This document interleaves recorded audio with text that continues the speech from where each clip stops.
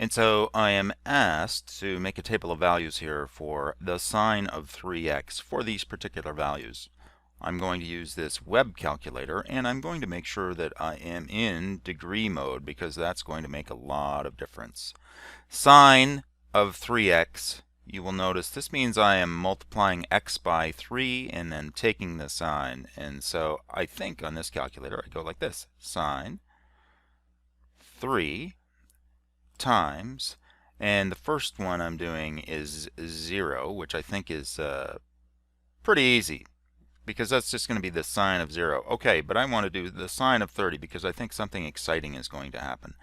Notice this is a lot like taking the sine of 90 degrees, and sure enough, I get a 1. So that's what you're doing here. Make sure you multiply the x by 3 before you take the sine.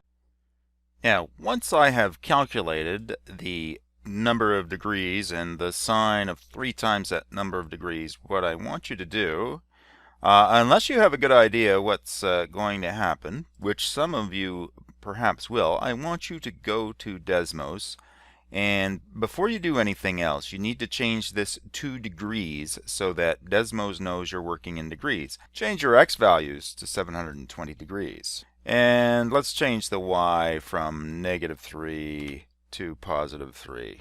Okay, because the sine function actually, without any changes, will turn out a range going from -1 to +1. And then you're going to add your table here.